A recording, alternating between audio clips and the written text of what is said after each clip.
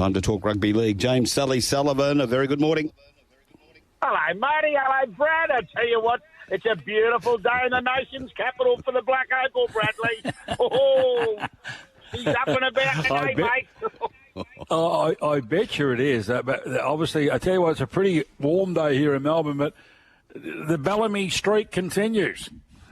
Oh, mate, unbelievable, isn't it? And before we get on with it, 7 games, one favourite getting up so far in the NRL, and you talk about, and I spoke to Marty on Friday, and I said the Melbourne Storm would have the siege mentality up and about, 8-0. Holy dooly, you don't see that in rugby league very often. And the Penrith Panthers kept scoreless, and 3 halves now. They didn't score in that second half in the World Club Challenge, and then they couldn't cross the line against the Storm. But it is incredible. Now, 22 years of winning round 1 games. Absolute madness. And I tell you what, though, boys, all jokes aside, it was fascinating football. It was a damn good half of rugby league. I loved it on Friday night. And I'm normally half asleep for the last game. A bit late the second half. But, holy, really, it was captivating stuff. And obviously we had a disallowed try that Ivan's come out and said the obstruction and, this and that. But it had a little bit of everything. But what it did have is, as I just said, and Marty knows it was the siege mentality of the Storm. He just gets them up for it, doesn't he? He does. It's quite an amazing record, as you said, amazing performance by the Storm to win that one 8-0 against the Panthers. What was your main take out of the game there, Sol? Well, I think, as we say, at the end of the day, the concern for me, if you're looking at the Panthers, what is their lack of points at the moment early? And I'm sure it'll get better as we roll along. But the Melbourne Storm, I thought Christian Welsh was unbelievable. And they looked after Grant for most of the game. So, obviously, no Munster. That would have thrown a lot of people's tips off. But, it did show that, people can say what they like. My main concern, Brad, and maybe you've sort of more all over it because you're in Melbourne, mate, if they lose a couple of big injuries, like big boys, I'm a bit worried about their depth, the Melbourne Storm. But they showed me the other night, their top 18, top 19 can do a job. Oh, yeah, for sure. No doubt about that. And not putting you on the spot, Sully, without notice, there was something very, very relevant about both the NRL and the AFL, Marty, with the losers in the first week. All the grand finalists, all went under. Yep. Yeah, that's it. Yeah, I did hear that. And, and as you look, but I still think, early doors, but it is very, very early in the season. But what it does, it's shaped it beautifully, hasn't it? As I said, if you don't turn up, you get your bum smacked. Well, the other game on Friday night with the Warriors and the Sharks, the Warriors jumped out to a 12-0 lead. Look, everything going swimmingly there, and all of a sudden the Sharks were able to rally in the second half and win 16-12. Yeah, once again, defensively, they took a while to get it going. I think when I was talking to you guys, the Warriors were leading 12-0. And all of a sudden, I know people say, well, they scored 16 points. It was their defence that started to click into gear and their attack rolled out in the back. Geez, Kennedy was good at the back for the Sharks. Once again, they're the side that I have penciled in having the easiest draw in the competition. Again, the last 3 years, it's been very, very favourable. Their Achilles heels, boys, isn't winning games during the season proper. To say that, though, their Achilles heel has been not beating sides that are above them. So big win over there, but they've got to win finals footy. They haven't won a finals game since 2018, the Sharks. But at the moment, I think their fans will be pretty happy with that. And, the Warriors, they do it again, boys. Big crowd, sell out. And they get beat. Eels way too good for the Bulldogs. And we were rapt about the Gold Coast Suns yesterday, Sully. Marty and I have sort of predicted they're going to be big improvers. Only played Richmond, down on the man. But, they were saying how great it was to AFL on the Gold Coast. Well, the Titans were playing 5 minutes away. They didn't quite show up. No, that's right. And you mentioned the Eels over the top of the Bulldogs. The concern out of that for both clubs would be Josh Adokar. He's got a shoulder problem. And Mitchell Moses, which is a big concern for me, he's got a groin strain. And Brad and Marty, as you know, I was very surprised he continued to play, actually, because you can normally do more damage than good, can't you, with a groin? So, and then that next game, Well, it was the two new coaches. But one thing, Shane, I know they both won premierships, Des Hasler and Shane Flanagan. And when we go back, remember that the defence of the Sharks from way back when Flanagan was there. But it was the attack. Young Tyrell Sloan scored 3 tries at fullback. Ben Hunt had a field day. He just controlled things beautifully. And Kyle Flanagan, son of Shane, grabs a try like, holy dooly, what's going on here? But, Titans very, very... I'm a bit worried about the Titans. I think going back a while ago, I said to Marty, they concern me because, they've got a good forward pack. They had a couple out last night. David Fafita wasn't there, but that was a really inept performance last night. Okay, what about this match today? Only one to go on with. The Dolphins are $2.48. The Cowboys are $1.54. It's 5.5 and total points 43.5. Yeah, well, I think I've covered the total points. I think over. I think there'll be some points scored. These two sides, as we know, missed finals in 2023, and the Dolphins' first year last year in the competition. But who could ever forget round one at the same venue? Yeah, good crowd there today, I reckon. They did top the Roosters last year in round one. Cowboys, when you look at their side as well, as I say, you look at the back line of the Dolphins, you look Flegler and Farnsworth come into this Dolphin side. You know what I think of Farnsworth, Marty and Brad. I rate him, the Pommy International class player. He'll make a big difference to this back line for the Dolphins. But Cowboys, I saw them in Queanbeyan here a few weeks ago. They look good. The longer the game went, they looked good. But, only the one game. I'm going to go to Cowboys. We'll go a same game combo on touch, lads. I'll go Cowboys to win, Zach Labour to score for $4.15. That'll give us a little play there. And I like the overs, Marty. You like the overs as well at 43.5. A little bit of argy-bargy going on behind the scenes. Anthony Mundine and Latrell Mitchell. Yeah, and it's interesting. People might not know what we're talking about. Obviously, Latrell found that he had to speak about the Spencer Laniu incident that happened in Vegas, and a lot of people I spoke to said, why would he open his mouth? Just shut it. And a lot of people, not many people, Brad, as you know, and Marty, agree with what Anthony Mundine says. But I tell you what, they're saying exactly what he's feeling at the moment. Just shut up and play your footy, Latrell. So, yeah, it's interesting how Latrell's come back and said this and that. I did like what Anthony Mundine said. He said, Latrell, you've had Cody Walker holding your hand for the last 3 years. I thought that was beautifully put. Yeah, no, it's interesting. It's rife again in the AFL today too. Front pages all around the country with historical innuendo. So we'll see what happens there, Sully. That's for sure.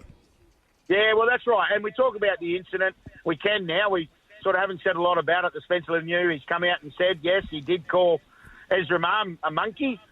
He'll front the judiciary tomorrow night, 6:15 New South Wales time, Monday night. And if you go, there was a homophobic slur a few years ago. Montoya from the Warriors. He pleaded guilty, would have got 6, got 4 with the early guilty plea. Spencer Laniu will get a minimum of 4 weeks, lads. Minimum of 4, okay. So we'll look. So when is that? Tuesday, did you say? No, Monday. Monday. 6:15. Monday, yep. Okay. Yep. How is the judiciary looking on Monday? Any other charges are going to have to work through? No, none as yet. There were some fines out of the Newcastle and Raiders games. More fines than suspensions at the moment. So, yeah, they're just filling the coffers. They like to fill the coffers with fines early in the season. And what about any major injuries? Only that one I said, well, Josh Adokar, they'll check that shoulder out today, and the groin for Mitchell Moses at this stage. Beautifully done, Sol. We'll do it again next Friday on Drive and Sunday on the Aftermath. Of course, you're on Thursday with the boys on the Sports Daily as well. I'm just on my way to the birthplace of the great man, Donald Bradman. Off to Cootamundra, lads. What are we doing there? Calling football, Marty. Oh, beautiful. 2 games. Two games of footy. I was at Brookvale yesterday and back to Canberra. Now I'm just on my way to Cootamundra. How did the young bloke go yesterday? Yeah, very proud, mate. He played a good 45 minutes in a 70-minute game, they had a 2-point win. So Good on round him. one, that's all that matters. All the best, Sol. Always good to talk rugby league with you. Stay safe. There he is. Now, Brad, you talk about shoulder injuries. What about Callan Ward yesterday? Have you seen anything like that? No, he's a beauty. There's no doubt about that. I was gutted when he left the Dogs, but he had to go because the money was too good not to go. But we talk about compartmentalising pain. He didn't want to go off. What are you talking about? Yeah, my shoulder popped that, is it? Oh, okay, no worries. But just let me do Mel Gibson. Just go down to the goalpost. I'll just whack it straight back in. We'll keep going, won't we? Well, but yeah, hopefully it's not too bad. Obviously, it was a lot more serious than Callan was letting on because they did sub him out. I think that's a smart thing to do, Marty, at this time of the year, because, you know, even if he does need some sort of surgical procedure, he should be back by mid-season anyway at worst, so that's good. Has McCreary got a case to answer there, do you think, or not? No. Dumping tackle into the shoulder?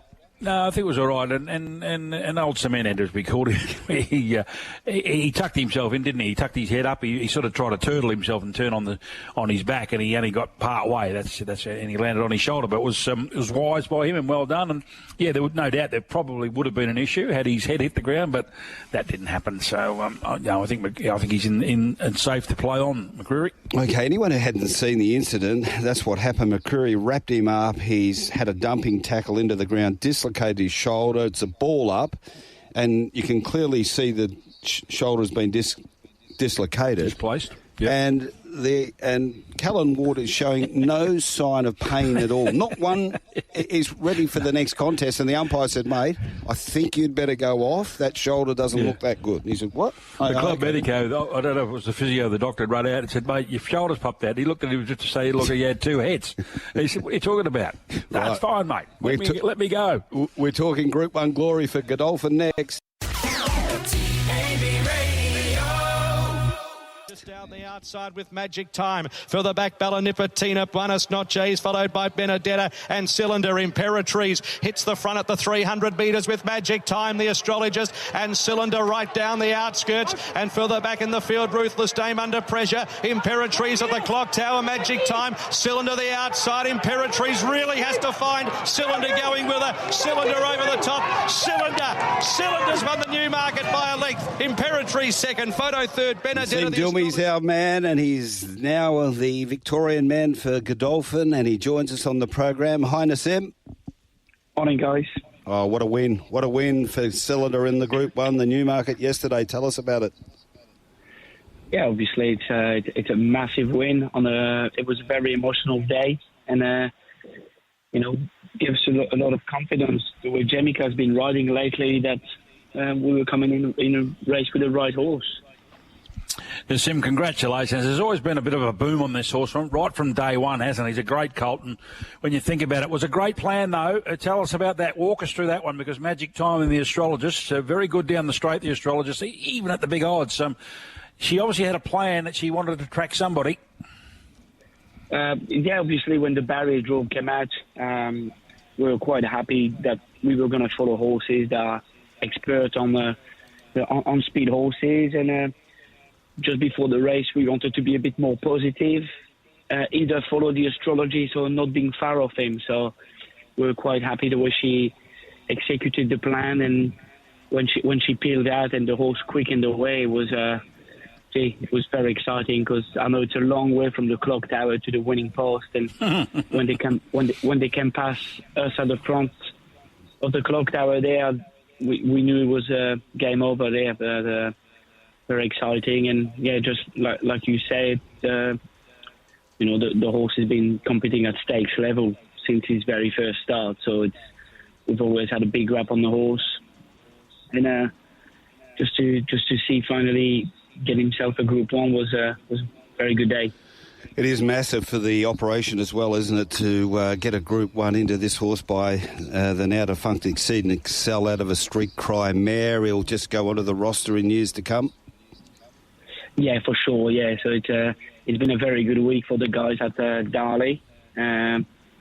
Obviously, you pointed out that Exceed and Excel recently retired, and he's got now Bivouac and Exceed and Cylinder to come soon, and going to be a very exciting future for him. Nacim, the group itself, I mean, you target all the big races, there's no doubt about it. But this one in particular, you seem to have a very, very good record. You set horses and they generally deliver. Yeah, we've been pretty lucky over the years.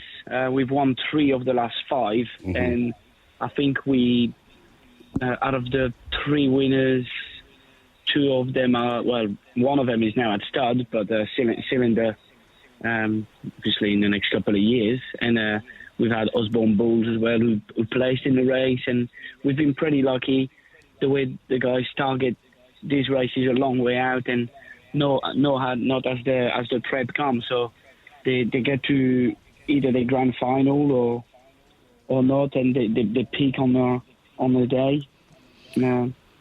It's a big thrill when you win those big races. Certainly is. Where to now for Cylinder? We don't know yet. The horse will stay in Melbourne. You know, we've got the option of probably go to William Reid, or he potentially could go back to Sydney. So I'll let the dust settle in the next few days, and James and the team will decide on what's his next target. Nacim, looking a little bit more intermediate term, the Everest. I mean, he was super in that race. Could he go back for another tilt?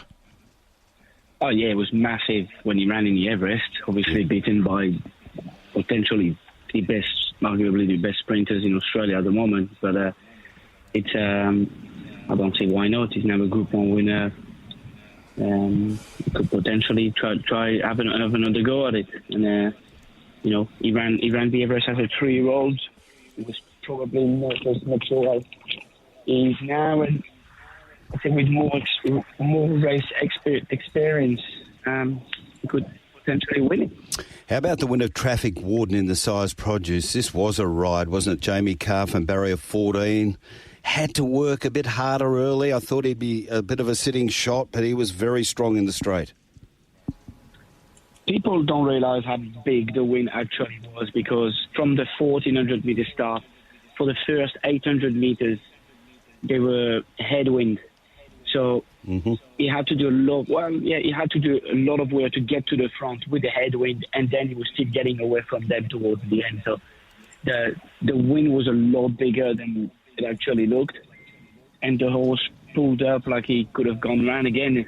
So it was a very exciting win. The horse actually ran a lot better than probably what it looks like in the Blue Diamond. His last 150 metres, once he actually put his mind into the job, he really attacked the line really strong. And when I questioned Craig Williams after the race, would you stick to 1,200 and put the blinkers on, or we could go to the size in 2 weeks? He said, if you go to the size in 2 weeks, the horse will win.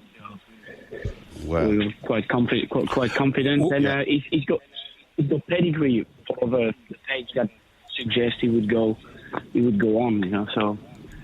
You touched on Jamie Carr. She's riding inspiredly at the moment, and she took bad luck out of it, didn't she? Oh, I was surprised. I think most people trying to do a map didn't see that happening. Yep. No, we didn't ask her to lead, but it's the same as the Blue Diamond race. We said to Craig, if he's got a bad barrier, if the horse does bounce well, the option is there for you to go forward, or plan B, just go back. And we said the same to Jamie yesterday. We said, just if the horse jumps well, just make the most of it, and ride him like that. And it was a very good ride, and the horse delivered. I love the breeding here, Nacim. It's a reverse of Cylinder in a way, isn't it? He's by Street Boss, who's a street cry, obviously out of an Exceed and Excel mare. Yeah, that's very funny how both horses are somehow related, and he's both beautiful colts. So it was very exciting to see 2 colts win yesterday. Up to Sydney for him? More than likely. He'd probably stay in Melbourne this week. No, sorry. No. Now you said that he's going back to Sydney tonight. And I'm sure the guys would probably target the races like the Champagnes and the Sires. Mm-hmm. Now, Nacim, you being a very influential man amongst the group, but Marty and I have champagne tastes on beer budgets. Is there any chance you could keep us in mind if, when Cylinder goes to stud with maybe bred with In Secret, do you reckon you could find us a hair on the tail of one of those? God, wouldn't that be good? But yeah, I'm sure I'll work something out for you guys. Good man. Nacim, it's fair to say it's been a bit quiet for Godolphin, but you just had a sense yesterday that the big machine was starting to crank up. Silmarillion was very good in the Riesling. Corniche was good in the Fireball. So do you get that feeling as well? Zapateo also good in the Challenge. Yeah, those horses in Sydney that you actually just mentioned, their runs were all pretty good. Silmarillion, whether she heads towards the slipper, I'm not sure. It's going to be a very hard slipper this year, so you've got the option of going to the Percy Sykes with her. Mm-hmm. Corniche was very good. He's had a long break. And Zapateo was very good. You know, Afkabin was very unlucky in that race also. Tom Kitten unlucky? Tom Kitten unlucky. I'd say his next start, when he gets to 2000, he can be sure he'll be right there. But we've got a good potential of very good horses at the moment, and it's very exciting. Nacim, just quickly, our punters listening to the program, they're keen on a coming winner. Have you got something in the next 7 days that they should keep an eye out for? We've got one running at Caulfield next Saturday. He's a 9-year-old gelding by the name of Cascadian. Yes. Running in the All-Star Mile. So we know that Mr. Brightside is going to be very hard to beat. But Cascadian's coming to Melbourne this week, and he's in very, very good order. So I'd say keep an eye out for this one. Keep an eye out on the old boy in the All-Star Mile. Nacim, it's always good to catch up. It looks like you're enjoying yourself there in Melbourne. All the best, and we'll keep in touch. Thank you very much. He's a ripper Nacim there. Now we're about to catch up. Very big emotional day yesterday, wasn't it, Marty? Was it ever, Jamie Carr, and obviously winning that race, and fantastic photo in the press over here with his with Holland's kids. From obviously we only have to go back a little while, and In Secret winning that race. So brilliant stuff by Jamie Carr. On and off the track. That is for sure. Look, we need to take a break. Courtney Walsh coming up. We've got the Retrovision text line cranking. We better get onto it right now. One here from Lisa of Allenbrook. And morning to us. Condolences on the loss of my nephew, guys. And it was a very sad passing of Anthony, and to all the family. It's pretty tough times at the moment. Guys, so good to have football back. Sydney, Giants and Carlton were very impressive. Not sold on Melbourne. Gawn was outclassed by Grundy and Brad. Would it be fair to say that Grundy got inside Gawn's head? Sensational win by the Wildcats. Epic game from Pinder, but can't see them winning in Tassie. Brad, even though the Wildcats didn't put in a complaint about the racial slur against Jai Webster a couple of weeks ago, the NBL should have taken it more seriously and taken it further. There's no place for this anywhere. Enjoy your day and week, everyone. Cheers, Lisa. Thanks so much for that, Lisa.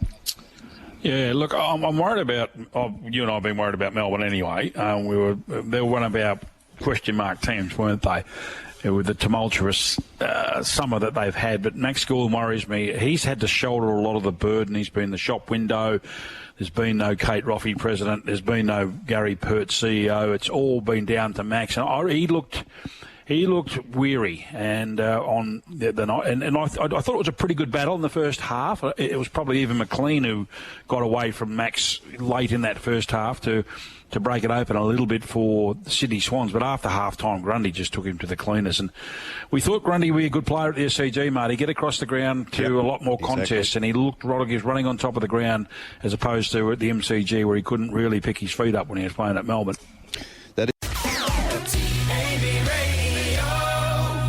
15.7 degrees here in Perth. Probably a bit warmer over there in Melbourne. Let's ask Courtney Walsh about it. How are you, Courtney? Yeah, good morning, Marty and Brad. As Brad will tell you, I think it got below about 26 or 27 overnight, and the oven's on. It's through the entire long weekend. Yeah, 29 this morning when Coco, the Wonder Dog, and I went to get the paper and a coffee. But, we didn't really need the coffee, to be honest. But starting to heat up in New Zealand there, Courtney. As Marty just said, wicket falls. Kane Williamson in his 100th Test match. Got a 50, which was nice. But, still a little bit of work to do for the Aussies. But New Zealand showing a little bit of spunk. Yeah, no doubt. Look, Pat Cummins this morning has removed Tom Latham, who had looked very good to make a 72, top scorer against Australia from the New Zealand opener in his career, and he's had a good career but never really produced against Australia, and he was looking very dangerous, looked very settled on this pitch. I think the pitch has settled quite well on day 3, but just the ability of Cummins to strike when it matters most. He did it late yesterday when Kane Williamson was also looking settled. He'd passed the 50 in his previous eight innings where he'd reached 50. He'd gone on to make big hundreds, Kane Williamson. So it was a really critical blow by Cummins to be able to snare that wicket, got him playing on. This morning he had Latham effectively just the faintest of inside edges onto the thigh pad, went through to the keeper. Latham was given not out, but the Aussies had heard a second noise, and after a little consultation they decided to review it. So it leaves New Zealand now at 3 for 165. They lead by 71. Roshan Ravindra is probably the danger man, the one that's critical for the Black Caps. He's on 24. Very talented young batsman. Was very good in the second innings last Test. So a lot of work to do yet, I think, for Australia. But if they can knock them over for about 200, I think they'd be very comfortable or very confident of getting that run chased in. Yeah, Marty and I were talking about it earlier off the top of the program that the tail for the Australians has been enormous over the last 12 or 18 months. And again, it was Stark and Cummins who came not to their rescue. Labuschagne got the 90, but it didn't do a lot of bad, did it? That little partnership, those two players.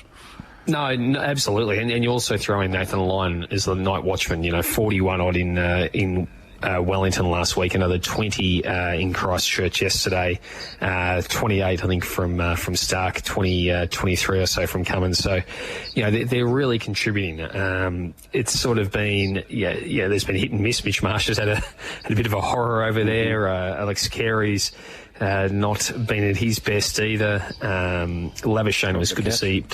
Dropped the catch late yesterday. Labuschagne was pleasing to see him actually find some form after a real run of outs dating back to the Pakistan series where he made a couple of 50s in Sydney. Steve Smith's been all over the shop. That innings from Cam Green last week was one of the finer ones. You'll go a long way to see a finer innings than what Cam Green played. But the top order by and large has been in struggle town. Even Usman Khawaja is not necessarily fired in New Zealand either. So it's been a battle for the batsmen. And that's why it might be interesting when I say that 200 would be a manageable total. But the pitch really does look to have settled on the third day. It does appear to be playing without too many demons. And Cummins has really had to work hard for those 2 wickets. They were too perilous to drag. Particularly the one this morning with Latham. But he drew the mistake from Williamson yesterday. So look, it's important. They've already secured the Trans-Tasman Trophy, but in terms of the broader context of, if they want to defend that World Test Championship, they need to knock over New Zealand, which was sitting on top at the start of this series. A couple of wins over New Zealand on the road are important after that loss against the West Indies in January. We can say that the batting of the tail enders has been sort of carrying the top end a little bit and hiding a few mistakes, if you like, from the top end. But what team out there is going to expose them? I know after this series we don't play until India back over here. Is that right? That's right. So we don't play until India, and maybe it is India that exposes. Because India's India's performed well in Australia the last 2 tours, and they did knock over the great myth of Bazball and being the saviour of cricket. Well, they rendered that fairly farcical in terms of a 4-1 win, series win in India basically yesterday. England followed up pretty meekly yesterday, not able to force India to bat for a second time. So perhaps it is India that is a real challenge. Now, it's a long time between this test and the next time around, but Josh Inglis is clearly the one with Alex Carey as to what happens in terms of the keeper. But I do get the sense that if Australia keep winning, Carey at least starts that next Indian series. I feel like they're reluctant to change a team that's winning. Courtney, you're a wonderful journalist, and I just love the narrative changes. Sport's so emotional, isn't it? Doesn't matter what code you're talking about. Everyone's sort of Brisbane, and we thought we were favourites, flag favourites, to get beat on Friday night. Oh, it's all doom and gloom. Cameron Green, we're sick of this potential. When's he going to put it? Cameron Green's gone from a magnificent 100 to now being the next Australian captain. Things happen quickly. He's 24 now. I know that I guess I feel like the captain at the moment is doing a good job, but there was a lot of questions about him as well when he came in. Correct. But look, at 30, you'd think Cummins has got a couple of more years. It's interesting with Cameron Green. The one thing is, having had that, and I think everyone's known his potential, etc., for a long time. I did have a really good sit down with Nathan Lyon at the start of the Australian summer in Perth, down at Fraser Reserve there on down near the Causeway, and Lyon was absolutely adamant that he was going to be the face of Australian cricket for the next 10 to 12 years. He just said he's just so good. And the talent that he has is just incredible, and he will be around. And that was at a stage where he was on the fringe and not in the team. So I feel like that there's a lot of respect for him among the teammates that he's playing with. You wouldn't necessarily expect a teammate to say anything too disparaging, but Lyon was so strong on him in terms of what he could do for the country over the next decade. Look, it wouldn't surprise me, Brad. Okay, we're going to keep moving. And before we have a quick chat on NBL, how do you see this test playing out from here with New Zealand 3 for 174? Well, look, if they can bat through and make 350 or so and set a target of 300, well, that certainly becomes a bit more challenging, you think, in day 4. But if it's if it's 200 and 250. Even with Australia's batting woes, you do think that it'd take something spectacular from New Zealand. New Zealand's bowling attack, and look, Matt Henry has been absolutely spectacular, by the way. Yes, 15 for the series from 3 innings. Been fantastic. But you would just think the way the pitch looks to be playing now, that they really need to be leading by 300 to make Australia be under pressure. Now, it's possible because they're batting well. Ravindra now 35. Mitchell's 6 not out. They're 3 for 174. And if they can add another 220, well, then perhaps it's game on. But be very interesting to see. So, look, I do think Australia probably rolls through this, but a lot will depend on the next 2 sessions. Okay, Melbourne United go to Illawarra to take on the Hawks. They're 1 game away from the NBL Grand Final. Hawks are 225, Melbourne United 165. They led by 16 in the last quarter of the Hawks and end up getting beaten by 9 points in overtime. Can Melbourne clean it and ace it and get into the final, or will it go to an extra game? 2 big comebacks, because the Wildcats also got over the top of the Jack Jumpers in their match a couple of nights ago. Not the 16 points deficit. I think it was six points in that one in the last quarter to get home. But Matthew Dellavedova was just the key in that. Clearly one of Australia's great basketballers, and described as probably the finest match he's ever played for Melbourne United. First player in this era to sort of reach to 30 points and 10 assists in a postseason game to get United over the line. It's a big question to win on the road, but the way they finished off, you'd think they'll take great confidence from that, and you also think that might play some a psychological impact on Illawarra. Yes, they go home. Yes, they're in a position to win, but look, for mine, United at that price is still the team to beat. Courtney, always good to catch up with you. No doubt you'll be on the Sports Daily during the week, and we'll probably catch up again next Sunday. Absolute pleasure, gents. Have a great week. 10 away from 7. We need to pay some bills, Brad, and come back with Racetrack Ralphy. On the Aftermath, you are listening to Marty Young and Brad Hardie on Tab Radio Racing and Sport. And our number 1 man from Victoria joins us in Racetrack Ralphy. Good morning. Good morning, boys. Hope you enjoyed Newmarket Day over breakfast yesterday, but fair enough, I had to move it. Very, very good day's racing. You would have enjoyed it. You found Cylinder a fortnight ago for our listeners. Yes, the head had a bit of wobble about it, I've got to say. So very, very happy with how things unfolded. 360 degrees. Well, let's unwobble it for about 15 seconds. Are we talking footy? No, just racing. That's the brief is. Well, actually, look, this week, Brad, round 1 starts, so the practice matches out the road. Yeah, looking forward to that one. Match in Sydney, I noticed. Yeah, there was. Hey, mate, and you also alerted us that Jamie Carr form. She is riding a broomstick at the moment, pardon the pun, but she started the day in fine style. Well, she did with Hedge. Now, a bit of a conundrum here for a Black Book perspective is that he won half fit, so that was a super win. But he's going to a very strong race in Sydney, I believe, next start. So he'll acquit himself well, but we're just going to line them up there because there's some pretty solid 3-year-old form up there. But good to see Hanchy bring the type of form that he's capable of. And he ran to his level. If they keep him over here, he'll find a race. And there's some good prize money racing coming up over the next few weeks, despite the sort of carnival in quotation marks sort of tapering. But I hope they keep him here. He'll find a race for sure. Well, he hit the line well, didn't he? He was taking ground off Hedge. He gave that horse 1.5 kilos. And I think we said on the program a couple of weeks ago, but Sean and Jake Casey, when they travel these horses for Wally Daly, they aim up anywhere they go. They're really good at it. Yeah, well, they won a Hariba over the last couple of years and things like that, haven't they? So there's sort of they target the right races, and I would think that's the end of his distance range, even though he hit the line hard. But I'm sure there'll be 1,000 or 1,100 somewhere for him. The Aussie Cup Prelude race number 2 is Young Verta for Damien Lane.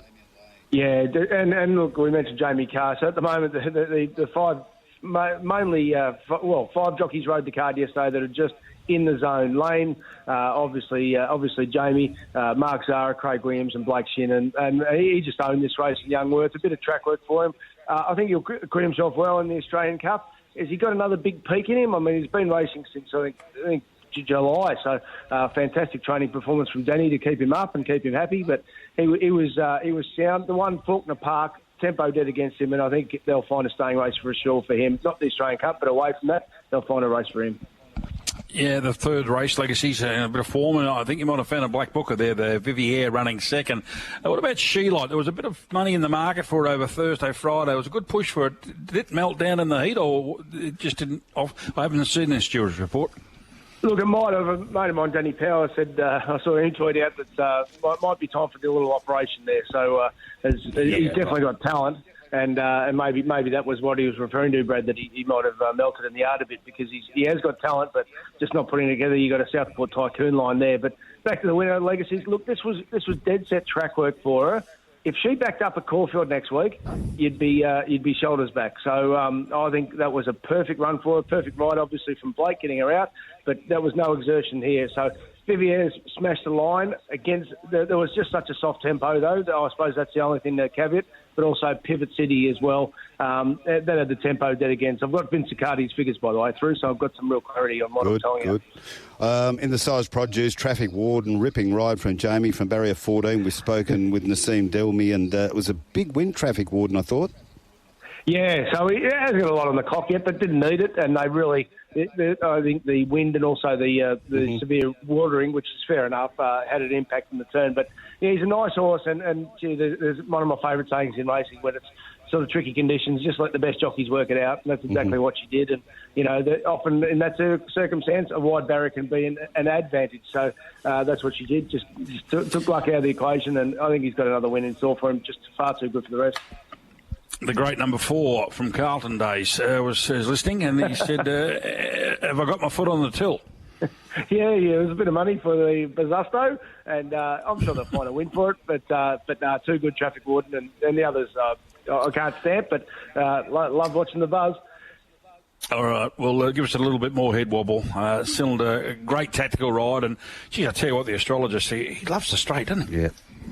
Well, he does, and that was sort of the measure that Imperatrice was below her best, wasn't it? Because we know the astrologist is a ripper, he's a warrior, but he's no star, and he was able to finish close to Imperatrice. So what I did say a couple of weeks ago, and I was very happy with in doing so, even though at the time I didn't know Imperatrice was going to run the Newmarket, that this was Trainer's Intent 101. I worked with the great Don Byrne on RSN about a decade ago, and I remember him giving Sham Express a huge rap off the Lightning Stakes, that when he gassed out chasing Black Caviar, he said, this is the perfect run for a 3-year-old to win a Newmarket. I thought, hang on, this is what he's doing here with Cylinder, or they're doing, the team with James Cummings, and that's what it did. It was, I think it was $11 a day at the 17s on Lightning Stakes Day.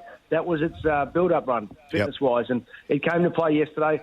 The market was pretty silly yesterday because its Everest run was real, and so was its Golden Rose. And then by the time it got to the Coolmore, it was end of prep. So they just wanted to trash it off a couple of those runs, and it's good to get one right. But Jamie Carr, perfect ride, best last 800 and 600 of the day. So really good acceleration. I think he's got to be a live chance in the TJ, assuming they're going to go there. Imperatrice, interesting. EOPH, they said they're going to back her up in 2 weeks in the Moonee Valley. Clearly, she's better around a bend, but you just wonder how much effect that would have on her. A horse like Bella Nipotina, she's going to run to her absolute best at Moonee Valley, so I think she's one we can look at. I reckon Benedetta, I wouldn't be surprised if they go to Sydney, but I think the Sangster and Goodwood, though, they would be her two races for South Australia. So it'd be interesting which way Jason Warren chooses to go. Screaming to win one, isn't she, Benedetta? Onto the CUNY Stakes. It was Peter Moody's show. Autumn Angel and Molly Nickers first and third. Basilina in the middle, running second. Yeah, handy sort of staying type of form. I think the other one, Grinzinger Bell, just couldn't side in and just over race. I think this is a horse who just needs to roll. I wouldn't be surprised if they go back to doing that next start. But back to the three in the finish, they were all sound. Nothing huge in the clock, but like I said, it was a tough day to run time yesterday. I want to trust these three all have a bit of ability. I think that might have been the bonus win for Autumn Angel. I reckon she'll be even better at 2,000. She beat Tropical Squall at Caulfield, so she might have a nice win on her. And Basilina, just got the AJC Oaks written all over her. Race 7, the Shaftesbury Avenue. What a great sprinter he was. Great stalking ride there. So this is the biggest street corner tip of Annabel, wasn't it? And just got wanting at the last there. It was, and I'll use the Ian Craig here. No Shaftesbury Avenues here. Yeah. So,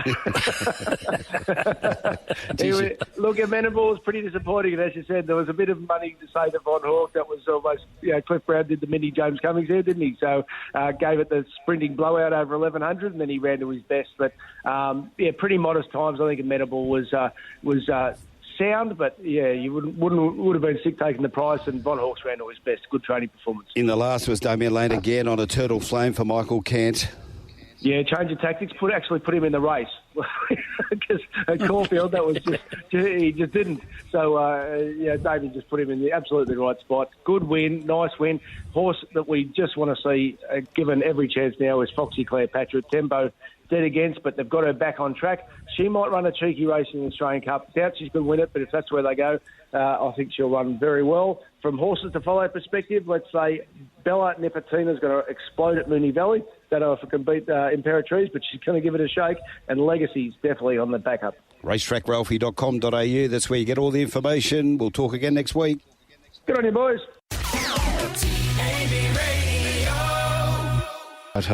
Now, we'll hold a couple back because Simon Hill's joining us right now to talk English Premier League and the A-League. A very good morning, Simon.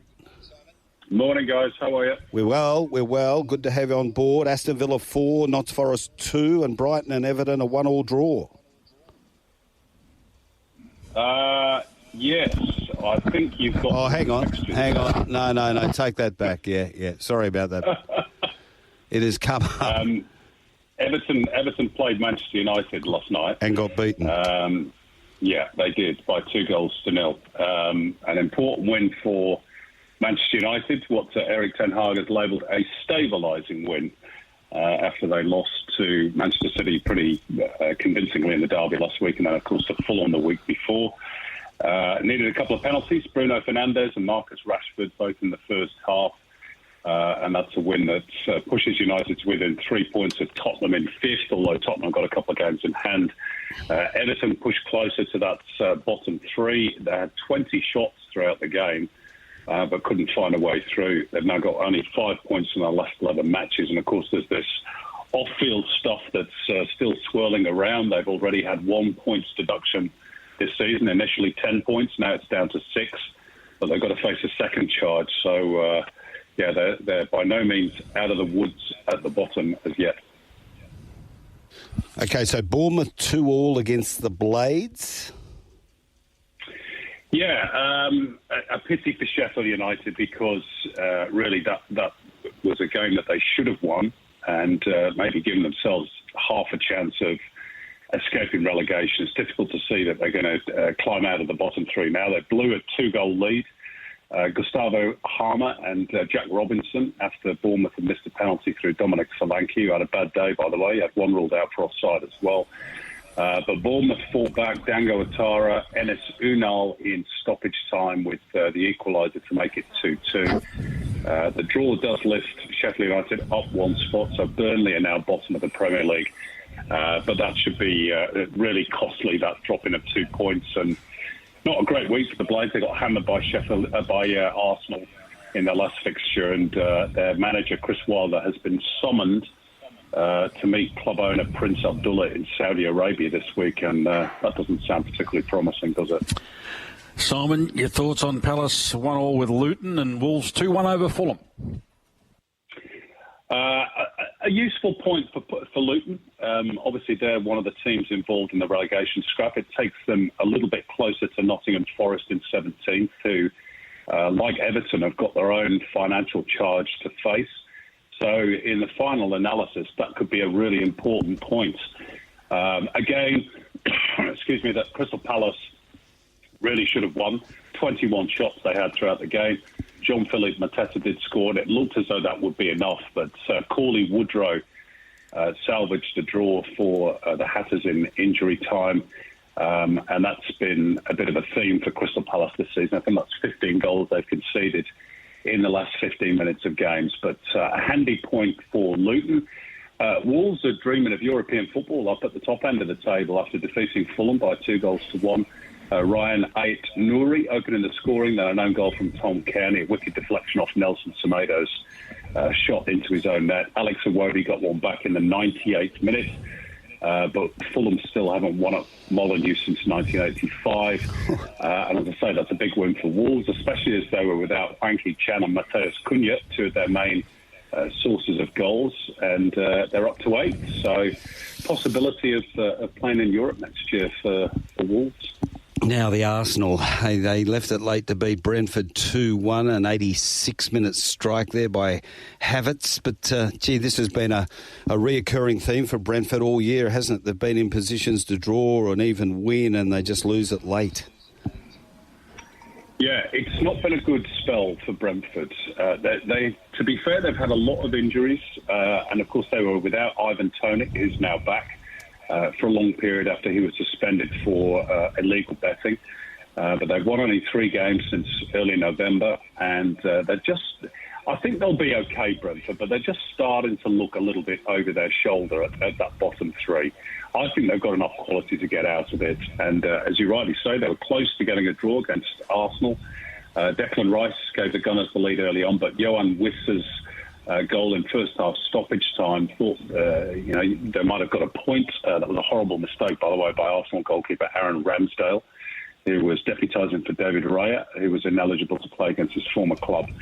But Kai Havertz got the 3 points for Arsenal, and they're top, at least for 24 hours. They're very much in this title race. All depends now, of course, on what happens between Liverpool and Manchester City, which is the big game later today. Switching to the A-League, highlights for you, Simon. Obviously start with the Glory, 2-2 with the Jets.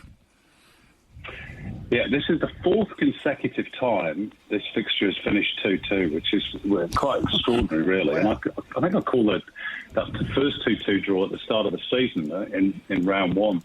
And it was the late show for Glory to rescue a point. Newcastle looked to be cruising. Clayton Taylor, Lucas Moragas giving them a 2-0 lead. But Adam Taggart's having a hell of a season. He scored a double late on. He's now got 14 for the campaign. I reckon he might get a call-up for the Socceroos this week for the World Cup qualifiers to come against Lebanon.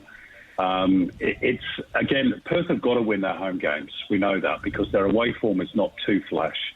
But this will give them some hope. They're still in the mix. They're a little way behind, 5 points adrift of the Wanderers in 6. But it's amazing how late goals. Even though on paper you look at it and say a draw is not a great result, but they would have taken that pretty late on. And credit to Adam Taggart for getting that.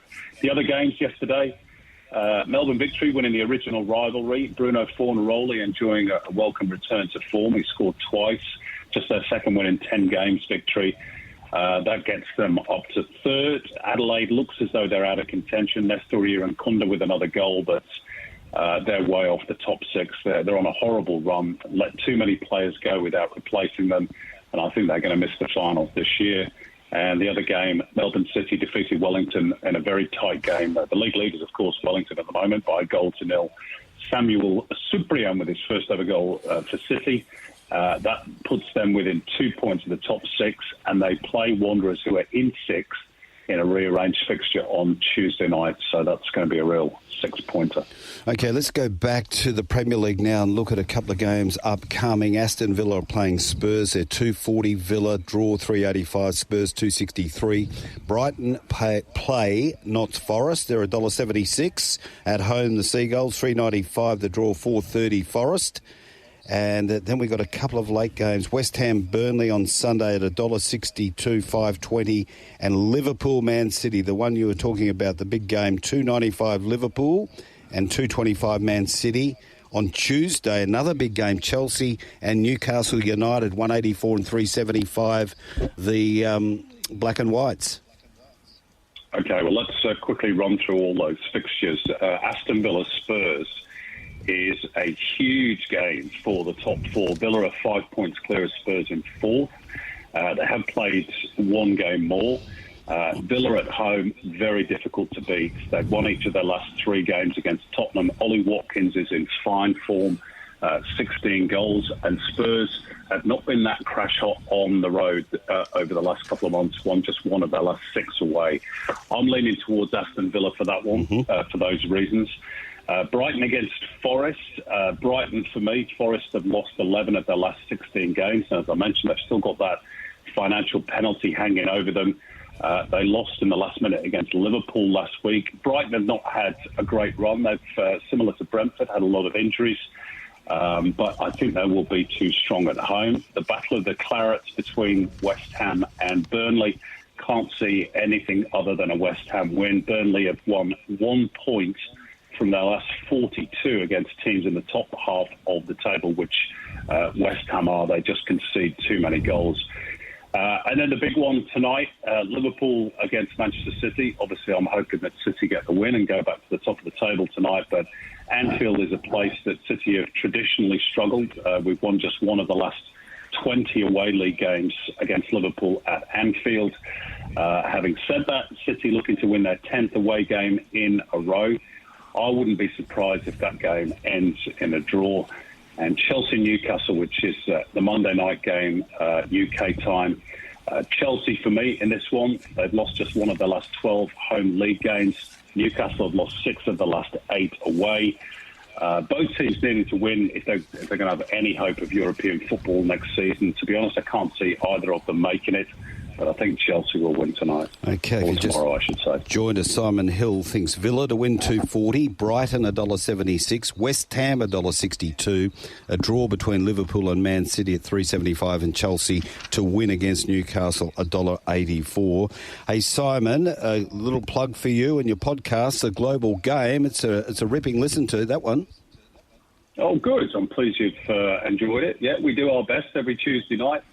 It's one of very few football-specific radio shows on the mainstream networks. So, we do our best to cover all the game, both at home and abroad, and we've got a good, loyal listenership. So it's been a lot of fun over the last couple of years. So they find that through SEN as well. Thanks for joining us this morning, and we'll do it again next week.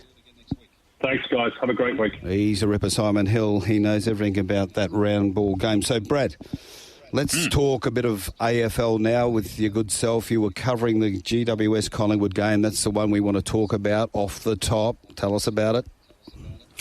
Yeah, well, there was a lot of toing and froing verbally, wasn't there? Mm-hmm. Social media platforms and the like. And, the Giants, on the record, say they felt as though they were the best team last year. We know Stephen May made similar comments at the Melbourne Best and Fairest. And so there was a bit riding on that. And criticism of McRae and Collingwood by Lee Matthews, sort of saying maybe just celebrating a little bit too much and a little bit too long. That was dismissed, but, yeah, the hunger was certainly there. Pies were sloppy. They started okay. They got out to a 10-point lead, but then it was really the midfield guns for the GWS Giants were far superior to the Collingwood ones. I mean, the Dacos boys end up with the right numbers at the end, 34-28 or something like that, but they didn't have the same impact as Kelly, Whitfield, Cornelio, Tom Green. As I said, they paid no respect to Callum Brown. Jesse Hogan had a terrific game. So from that point of view, it was pretty much from half-time onwards, it was put beyond doubt by the GWS Giants. It's a difficult ground to play. It's shaped like an egg. And a lot of kicking out on the full by Collingwood, just didn't handle it well. I'm not selling them out by any stretch of the imagination, but now they've got their work cut out because they come back and play the informed Sydney Swans on Friday night at the MCG and the unfurling of their flag. But they look the real deal already, the GWS Giants, and they'd be mightily pleased with what they've done. And even that little Brett Daniels, I mean, Toby Greer didn't have a huge influence on the game last night, but Brett Daniels, not only did he kick 4 goals, he had 22 disposals too as a small forward. Lockie Schultz had probably a nearly night. Yep. he could get his hands on it, but he, like a lot of his teammates, was sloppy, either fumbled or kicks were misdirected, etc. But he'll be better for the run. So I'm not selling out on the Pies by any stretch of the imagination, but it's just a nice little wake-up reminder call for them that they've got a bit of work to do. So many times in that broadcast, they were talking about how the defence of Collingwood looked all at sea. Well, you've got Murphy missing and you've got Howe missing. Naturally, they're going to be all at sea. They need those players back. I think they get Howe back for Sydney. Is that right? Well, yeah, they will, but you're right. And see, what Howe does is what a lot of them don't do, and that's man-to-man. They all want to get off. Quaynor wants to get off. Johnny Noble came on, but, only late in the game. But Darcy Moore likes to try and cut angles all the time, So they've got an issue there. So that's my concern for them, because they do give you a chance. And if you get... And that third quarter, Marty, and you text me at the time, and we were in agreement because I was actually doing the game. But... the patience of the GWS Giants in the third quarter was something to behold, listeners. What I mean by that is that they weren't forcing the issue. They were certainly putting plenty of pressure on Collingwood, but they weren't trying to blow them off the park. They scored a goal every 5 or 6 minutes, and that's all you need to do. And Collingwood couldn't. They were wasteful. Collingwood had more inside 50s than the Giants on the night. Go figure. But the proficiency forward of the centre by the Giants was exemplary, and that's what put the distance. The distance was put between the two of them in the third quarter. But as I say, it wasn't a blow them out of the water job. It was like, okay, we'll arm wrestle you. Yeah. You'll have a go. We'll have a go. We'll tie you down. And when we get our opportunities, we will capitalise. And that's exactly what they did. As I said, they got one goal, effectively, every 6 minutes of the quarter. So you look at these two teams, and they play very similar type football. It's slingshot off half-back. Once there's a turnover, it's go. But the big difference, for my opinion, is that Greater Western have so much more talent up in their forward line. And when you see Brown 5, Hogan 4, little Cadman, who's a number 1 draft pick, getting 2 and finding his way through the game. He didn't get a lot from Green last night, but as you said, Daniels bobs up and gets 4. They've got it all up there. They lose Callan Ward with that shoulder. That'll hurt them a bit, but they have got players to come back, including Finn Callahan and others who didn't play last night. Yeah, it's an interesting stat, as I say, blokes can amass plenty of the ball. I mean, okay, the Dacos boys didn't disgrace themselves, but you didn't really have the same net effect. I mean, there was no Pendlebury. De Goey was subdued. He got 20, but he didn't really look dangerous at all. So, you're right. From that point of view, rather than just accumulate possessions, the actual use of the football by the midfielders going into that forward 50, I think they took a Herculean amount of difference in marks inside 50. I think it was 17-3 or something stupid. But that was just use of the football by the Giants. And as I say, they're in really, really good shape, and in terms physically. I mean, not only mentally, but physically, they look like they're set for a big season. And I think Kingsley knows that they can set up a very good start to their season. Who they got next week, mate? North Melbourne. I think they play North. At home. Well, they should be. They'll be winning that one. So you're away, aren't you? Where other teams like Collingwood won't want to drop it to Sydney. Melbourne won't want to go down to the Western Bulldogs. Brisbane will not want to go down to Fremantle. So you see some of your arch rivals or your big rivals for the potential top 4, could be on the back foot after just 2 rounds. So Gold Coast Suns 99 beat Richmond 60. What were the biggest differences you witnessed with the Gold Coast Suns from this year to last year, and also your thoughts on Richmond under a new coach this year? Well, you and I have been discussing this here on the Aftermath and the Daily with the boys. As I said, what was probably not going to be new to you and me and the listeners was the Damien Hardwick way of footy. But it is to the Gold Coast Suns players. They're learning, they're thriving, they're getting better every time they go to training. Now, you can do as much simulation work as you like in scrimmage and match sim and all of that sort of stuff, but you need a bona fide opponent, and they got that in Richmond yesterday, who play a very similar style. So, look, he hasn't tried to change the wheel completely, Adam Uze, but their forward movement, it was like when McRae came on the scene with Collingwood, remember? Right from second one, they just kept trying to force the ball forward. Well, that's what the Gold Coast Suns did yesterday. You and I discussed Raoul. We said, yep, no doubt, tackling machine. Stop it. Tackle when it's time to tackle. We need to see a little bit more offensively from you. He was superb yesterday. We get the 3 votes. He'll be equal 20 clearances after round 0. Yep. Yeah, exactly. But he brought others into the game. Tuke Miller, Anderson, those type of guys. That Flanders gets under your guard. You wouldn't even know he's out. You can hardly recognise him, but he got under their guard. Big King gave them something. Rosas got a touch of skill about him. They lost rank and they thought, oh, God, what are we going to do? Here comes Rosas. They're going really well. None of their kids that they've drafted from Palm Beach played, obviously. They're in really good shape, but there's still a few stiffer tests and sterner tests to come for the Gold Coast Suns. But look, they had a flat spot there at one stage. Yep. I mean, where the Tigers mounted a challenge, kicked 6 or 7 in a row. But to their credit, they steadied and they were able to find the line. And most importantly, a lot of the blokes going down with cramp in that game, Marty, and it wasn't the Tiger players. It was actually the Gold Coast Suns. So you would have thought that would have suited them. But, really balmy day up there on the Gold Coast yesterday. Good start for Damien Hardwick. I think he'd be really pleased to get that one off his back, but let's not let them rest. They have to build. They have to keep doing that week in, week out, and that's going to be the trick for them. Okay, so the Tigers will come off 6 days and face Carlton on Thursday night in that traditional opener, and they get back Nankervis, Martin, maybe a couple of others.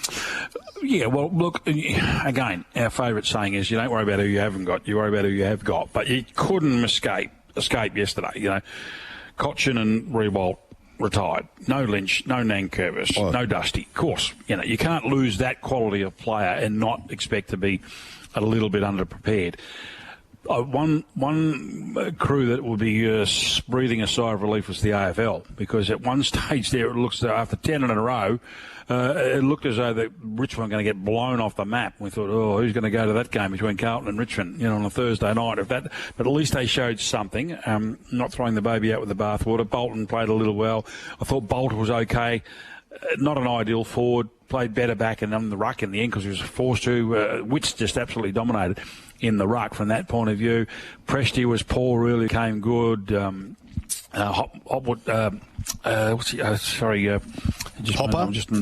Hopper, yeah. Both started very slowly, worked their way and got their numbers in the end, but never really had a great effect on the game. So from that point of view, it was Short and Vlosten and those season campaigners that sort of tried to bring them back. But, as we say, I think we all agree that nuisance value Richmond this year, no top 8. Okay, Lynch was the other player. He is expected to come back and play on Thursday night. So you put in Nankervis, Martin, Lynch are going to be a better unit, of course. Now, Suns are playing Adelaide Crows at home. That'll be an interesting match. Good test. Good test, that one. And as I say, they can't rest on their laurels. They can't be happy with their lot, And, they were pretty excited, and rightfully so, but just put a lid on it. You haven't won the flag. You've won your first home game. We expect them to win a lot of their home games, and that's going to be a stern test for them next week. And we know how Adelaide good they can be. Brad, you text on Friday night late. You said this has been a weird game where Carlton have come from 46 points down, 10 minutes to go in the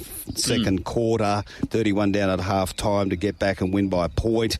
They had to come back again in the last 6 minutes when they were behind after Cameron put Brisbane back in front. But if you have a look at the stats and take the game out of it and just look at the stats, there was just a 1 point difference in the finish, and all the way through every stat is the same. There was just nothing in it. But to have a game where it was 46 to get it back, you wouldn't believe that the stats would show you what the game actually played out like. Yeah, easily the win of the round, and the best win for Michael Voss's coach, I reckon. Yeah, definitely agree. They were staring down the barrel. They were on fire early, weren't they? The Lions, they were really going well. But this is a problem with them. More often than not, they get out of jail, and Chris Fagan sits on his hands a fair bit because he thinks, it's a fortress here. We'll find a way. And they nearly did, let's face it. I still think right to the wire we're all waiting for Brisbane to produce something to steal the match back, but they didn't do it. And it was poetic, wasn't it, really, with the bloke who's been much maligned that you've been tipping all summer. Yes. Has been going pretty well. Yes. And Big Harry Mackay, who kicked the winning goal. But they lost Kitty Coleman, which was sad, and also it was very, very sad for Carlton and to lose their band with a knee after all the Doherty, all the problems and health issues that he's had over the journey. But to be 46 points down at the Gabba and find a way back to win, that's pretty special. Yep. That's pretty special. So from that point of view, Carlton have really set a nice platform for themselves going forward now to play Richmond this week. Brisbane Lions, do not give up on them. I mean, they'll beat just about everybody else that comes up there, and they are good enough to win on the road. But I just got a funny feeling they need to tweak a few things. They do run deep. They're going to target Lachie Neale. You could see that McGluggage was down. He was shadowed very much out of the game. I don't think they used a lot of their midfielders with the great depth as they should have, because you've got to try and break things up, because your champions aren't always going to be champions. They can't be champions every day. So you've got to try and work something out. I don't think they used Zach Bailey very well. He was a bloke who probably could have got off the chain for them. Sometimes you just got to make some moves, and Fagan's a little bit stoic in that regard because they've done it so often, up at the Gabba. He thought they'd find a way to get out of jail. And again, not nitpicking, but pressure situations, cometh the moment, cometh the man. No Danaher, Charlie Cameron, there was a few of them. Yep. Geez, they missed some sitters. They kicked 1 goal 6 in that third quarter, Brad. 1 goal 6. That goes unnoticed. It comes back to bite you. It comes back to bite you. There's no doubt about that. Here's one I'm going to ask you about. Does Chris Fagan actually make the moves on game day? Because he sits there, he's not mic'd up. He doesn't talk to the guy who is mic'd up next to him. He just sort of looks down at the board and shakes his head and goes for a walk. Where, for example, Longmire is yelling at Coxie all the time. Longmire's not mic'd up, but he's yelling at Coxie to make moves all the time. You don't see that from Fagan. But I want to ask you this. Yeah. Why would you not start Gardner on Curnow? Did he kick a goal in the preliminary last year, or maybe 1 or 2, Curnow? But Gardner had his measure. Then he moves him back in the third quarter. The horse had bolted. Damage has been done. He put Payne in. Payne didn't play in the grand final, as we know. He didn't play in that swimming didn't play too flash on Friday. No, and then they tried to swing him forward. He's as much a forward as you and I are, rovers. Exactly right. But look, with Fagan, as I say, he's stoic he's got so much faith in them, and it hasn't. Let's face it, it's not really broken. They average 100 points at that ground. They were unbeaten last year. So you tend to stick with what you know. But you're right, at times there does come, you've got to have that foresight on the run. You've got to be able to make changes that can make a difference. Not trying to change the wheel, just try and make some subtle changes that might be able to get someone else's hands on the ball, because what Carlton were doing, we're denying them the ball. And you saw the frustration in Lachie Neale. He's going to get a fine with an early plea. Got a bit of a whack in the chops, so he decided to whack back. As I say, McCluggage was struggling. There was a few blokes who just weren't on their game, and to lose Kitty Coleman, who's their best kicker. That's going to hurt. Kicker, that'll hurt them when it's going forward. That's going to really hurt them, because and Danaher, Hipwood, those sort of blokes, it can be hit and miss in front of goal, and you can't have that. You've got to. You can't all be down. You've got to have one that's at least kicking 3 or 4. Whereas Carlton at the other end with Curnow and Mackay both chipped in. What do they get, 7 between them? Oh, I tell you what, if you have a look at the game of Akers, he was, obviously it was Cripps, and I thought the big ruckman did very well as well to turn it back against McInerney to Conning. Cripps was the beneficiary of that. He was able to get them going. But I love the game of Akers and also Sarah. It must be hard, Chera. It must be hard for Fremantle Dockers to watch all these players going to other clubs and play so well. Well, it's the most inane description in the book. Everyone's got to play their role. Yeah. It drives us nuts. It's the jargon, but it's true. I mean, That's the thing about Michael Voss. It doesn't go unnoticed within the four walls. Okay, you're not going to get all the kudos to the fans and, wasn't he a star? But you're recognising it, and so is Michael Voss. He is promoting that, Okay, it's not all about Charlie Curnow. It's not all about Sam Walsh. It's not all about, the gifted players. It's the blokes who you don't really notice on a regular basis but are doing the right thing, because you want to have your stars performing, absolutely, Cripps and co., but you also want to have your blokes who are just happy to break even and win the ball if they get an opportunity. And that's what Carlton have got. And when they get Wiedering back, and that was why we were a bit worried whether they could hold that back half together, but they held it together really, really well. They're going to get Walsh back and Jack a Martin. Few others. Motlop, Jack Martin. There's a few that come back in. So it's only onward and upward for Carlton from here, and they'll be delighted with that win. That was the win of the round, there's no doubt about that. So they get to play Richmond. Just quickly go through these fixtures for this week upcoming, and then we'll take a break and going to catch up with Rob Archibald and talk Lady Laguna. But Carlton, Richmond, that is Thursday night. Friday night, Collingwood and Sydney. So we've had a look at both of those teams, so that'll be interesting. On Saturday, Essendon play Hawthorn, Giants play North, Geelong play St Kilda. That is down at GMHBA Stadium. Then the Suns are playing Adelaide on Sunday. Melbourne play the Bulldogs. Port are playing West Coast. And Fremantle have got the Lions. So that's our round one of the AFL next week, Brad. Well, I looked at that, and the 6 of the 9 games have got real relevance, and that's great, which is really, really good. What's the game of the round for me? I'm probably, for our local listeners, obviously Fremantle and Brisbane, that's the one. I mean, I don't think anybody gives the West Coast Eagles a high hoot and hell of beating Port Adelaide at the Adelaide Oval. So it's all going to be about Fremantle's start to the season against the Lions, who dropped one that they probably normally wouldn't have. But I'm really interested in, obviously, the Geelong and the St Kilda game, because you and I, age profile, we think Geelong are teetering, and St Kilda last year ambushed a few, didn't they? But it's down at GMHBA. Yep. So good test for both of these clubs, whether they're... and Geelong started early because they didn't make the finals for the first time in a number of years. So they're hoping that they'll have their glue together, and no doubt St Kilda, they'll be looking to try and upstage them down there, because they need to win these type of games to keep the pressure on, because they are, along with Melbourne, I think the two teams most vulnerable from the 8 last year. Behind, think about it. At the 300, Malkovich trying to cling on. It's Malkovich from Coal Crusher. Think about it. Lady Laguna and Espiona with the last shot at them. Lady Laguna hits the lead. Lady Laguna got a length in front of Think About It and Espiona. And Lady Laguna causes an upset in the Canterbury Stakes. Lady Laguna by a length and a half. She does. What a win there, Lady Laguna. And we've actually got Annabel Neasham online to talk about the win. Hi, Annabel. Hi guys, how are you? Oh, we're going well. We'd be as happy as you. What a job you've done with Lady Laguna this campaign. Oh, to be honest, I haven't done much. She's just done it all herself. She's so tough, loves being a racehorse, and it's just amazing that she's now a Group 1 winner. She's got a benchmark 88 to a Group 1 in this campaign. Yeah, yes. She has. Everyone's saying that, but she has. At the same token, she has been group placed through much of her 3-year-old career. She raced in a lot of the good races, the Slipper as a 2-year-old, and then races like the TJ Bell and the Arrowfield as a 3-year-old. She won the Gold Coast Guineas. So she was always there on the fringe in those better 3-year-old races, but she's certainly gone to a whole new level now as a 4-year-old.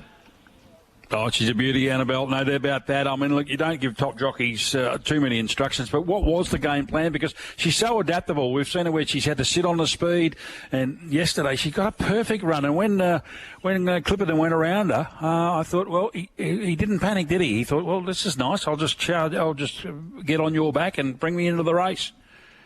Yeah, she is really adaptable. She's got very good gate speed, and I suppose she's one of those fillies. If there's not much speed in the race, she does find herself leading or right up on the pace, and she has one like that, but I do think she is better with a cart into the race if we can get in that scenario. And I suppose, with those two very quick horses up the front, we had that scenario yesterday, and although it was a small field, we were still drawn wide, and it was always going to be a little bit tricky, but Tyler just got her into a beautiful spot, and obviously Sam's horse was travelling pretty strongly in behind us, and when it came around us, Tyler didn't panic. He just waited and popped on the back of it, and we knew we had the fittest horse in the field.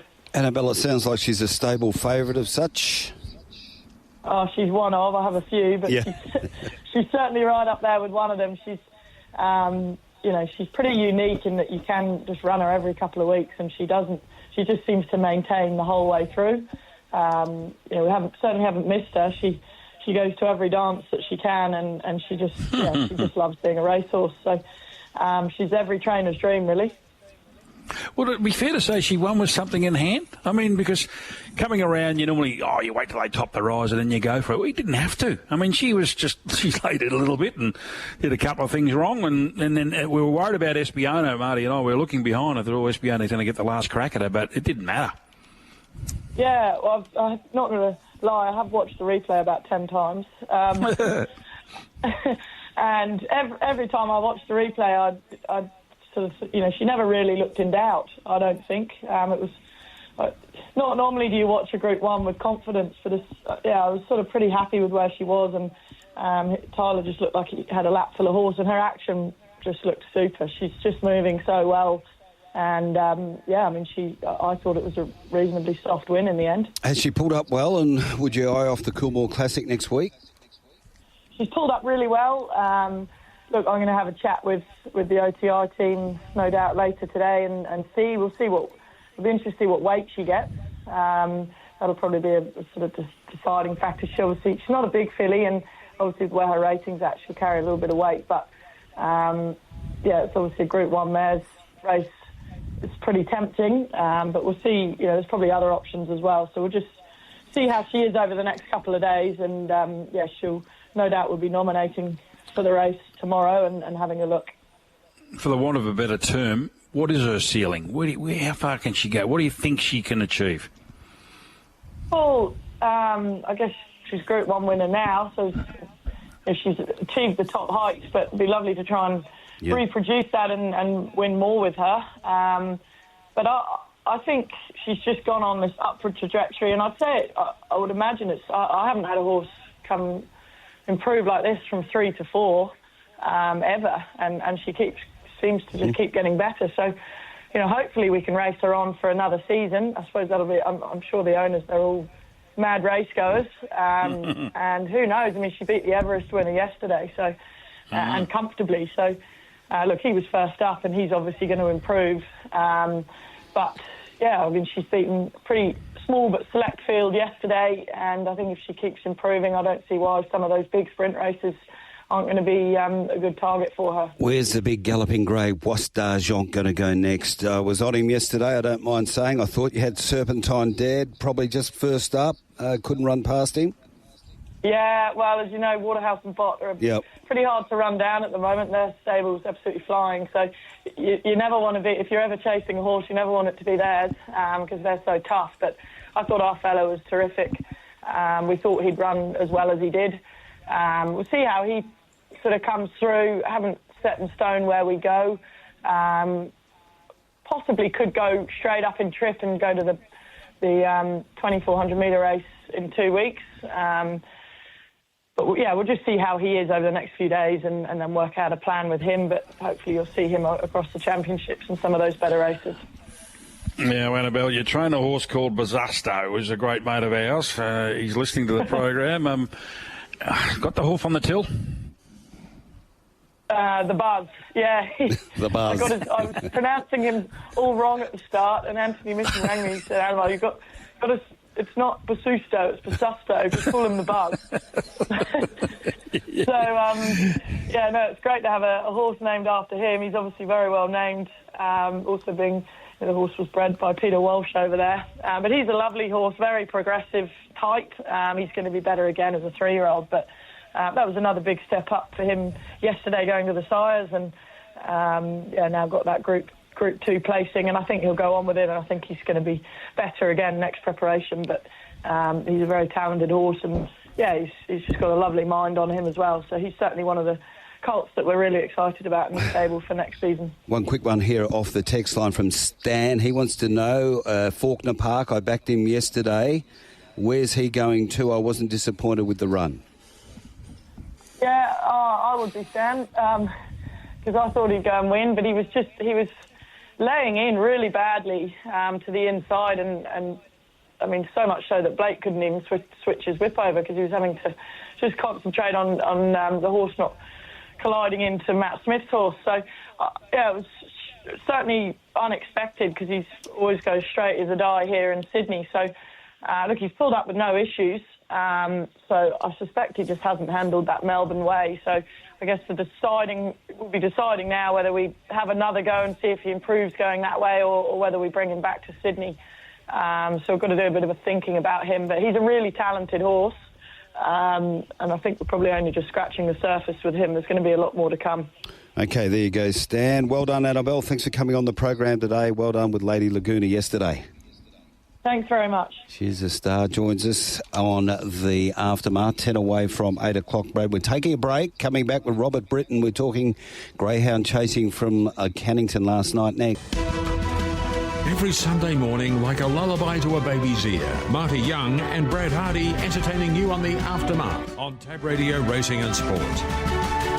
Racing. Trooper Tears flew out, wanted to get up the track, but is going to lead easily. The Victorian past the judge. Up on the inside was Sunset Serengeti, Mustang Timmy, Kanan Stark. In behind them was Nangar Chief, bumping there with Sunset Mirage, Spider Venom. And last of all was Daryl keeping, but down the back, and Trooper Tears off and running. Out by 5 lengths on Sunset Serengeti. In behind them, Mustang Timmy, Kanan Stark. Well back behind them, Sunset Mirage, but another Victorian. Trooper Tears is clear on the corner. Out by 6 on Sunset Serengeti. Mustang Timmy. Trooper Tears into the final, wins by 7 on Sunset Serengeti. Third in was Mustang Timmy ahead of Kanan Stark, Sunset Mirage, then followed by... Well, there it is, the winner, Trooper Tears last night in a very fast time. Robert Britton trains this greyhound. He joins us right now. Hi, Robert.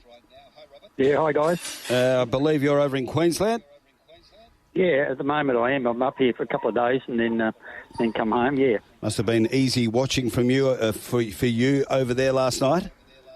Well, when he jumped to the front, it was very easy to watch. It was great, but you like to think they could do that every week, but they don't. He still ran a little wide, Rob. Is that normal for him? Yeah, he actually runs straight. He doesn't come down to the fence, and for the rest of the race, he stays on the fence. But it's just to the first turn, he runs in a straight line. Will sort of. And bring him undone at times, especially if he draws in close to the fence, because most of the other dogs are heading towards the fence, and it can cause a bit of traffic. So I'll be sort of hoping to draw middle to outside next week, with a bit of luck. So that box draw, by the way, is on Monday. But, the Perth Cup heats, it's always a terrific night out there, isn't it, Robert? You have the heats, it's win and you're in and lose and you're out type of affair. What did you see from the other heats that would sort of worry you regarding Trooper Tears' chance of winning the Perth Cup? Well, I think there's at least 4 to 5 dogs that have got the same early pace, and that sort of makes it a little bit of a raffle. So that's why, as I said, I'd probably prefer to be drawn outside of that pace if I could, but you've got no control over that. But look... as I said, the 3 other Victorians plus the dog of Dave Hobbies, his name just escapes me, showed a brilliant early pace. And that's the thing that wins big races. So, I guess one of them will get the breaks, but we still don't know which one it is. Sneaky emojis, that greyhound, sorry. Yep. Rob, I know you're in Queensland. 37 early. Yeah. I know you're in Queensland, but did you get the report? It's always important to see how the dogs bounce through these sort of races.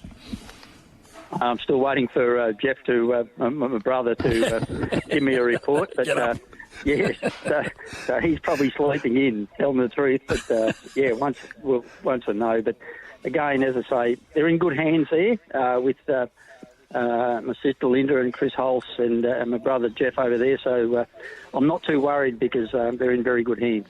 It was interesting to have a look at where the heat winners came from last night. There weren't too many winning from inside draws. Yeah, it's interesting. It may be just one of those things. Normally you want to have inside, but I can tell you now that I'm not sort of looking for inside next week. Yeah, okay. So the plan now for him is just to keep him all together heading into the Cup final next week? Yeah, exactly. He won't need much at all. 100% coming into the Perth Cup, he was a little bit underdone, but we saw from his trial last week and his race this week, he's right on top of his game at the moment. So he'll do very little during the week, and again, hopefully he checks out really well, and he'll go into the final fresh. Now, Rob, what are you doing up there in Bris Vegas? You must be on a special mission.